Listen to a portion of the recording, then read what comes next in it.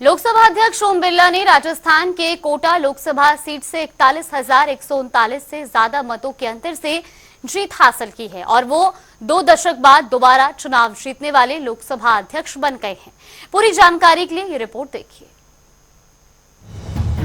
लोकसभा चुनाव में जनता जनार्दन का आदेश अब सबके सामने आ चुका है।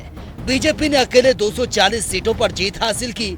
ऐसे में एनडीए बहुमत का आंकड़ा पार कर चुकी है। आपको बता दें कि 24 के इस लोकसभा चुनाव में ऐसे कई तथ्य हैं जो अपने आप में इतिहास कायम करने वाले हैं, जिसमें एक ये भी है कि ओम बिरला अब 2 दशक बाद दोबारा से चुनाव जीतने वाले लोकसभा अध्यक्ष बन चुके हैं। ओम बिरला ने तोड़ा मिथक।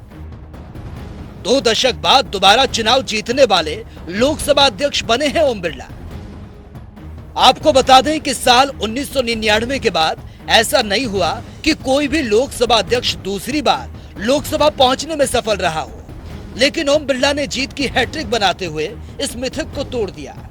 कोटा बूंदी संसदीय क्षेत्र से बीजेपी उम्मीदवार और लोकसभा अध्यक्ष ओम बिरला ने कांग्रेस के उम्मीदवार प्रहलाद गुंजल को 41,974 मतों से हराकर जीत दर्ज की है।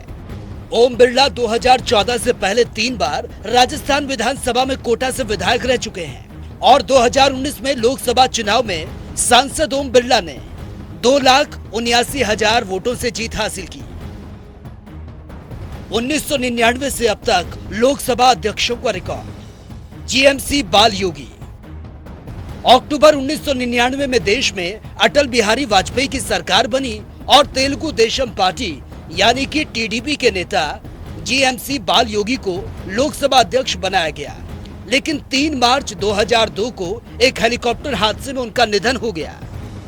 मनोहर जोशी। जीएमसी बाल योगी के निधन के बाद अटल बिहारी वाजपेयी की सरकार में शिवसेना नेता मनोहर जोशी को स्पीकर चुना गया, लेकिन जब साल 2004 में लोकसभा के चुनाव हुए तो जोशी मुंबई नॉर्थ सेंट्रल से चुनाव हार गए। इसके कारण वो संसद नहीं पहुंच पाए। सोमनाथ चटर्जी। साल 2004 में यूपीए की सरकार बनी जिसमें डॉक्टर मनमोहन सिंह प्रधानमंत्री थे और इस बार सीपीएम के नेता सोमनाथ चटर्जी को लोकसभा का अध्यक्ष नियुक्त किया गया। लोकसभा अध्यक्ष का कार्यकाल खत्म होने के बाद उन्होंने सक्रिय राजनीति को अलविदा कह दिया और 2009 का लोकसभा चुनाव नहीं लड़ा। मीरा कुमार।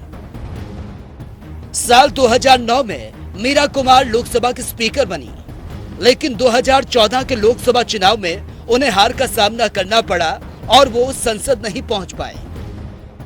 सुमित्रा महाजन।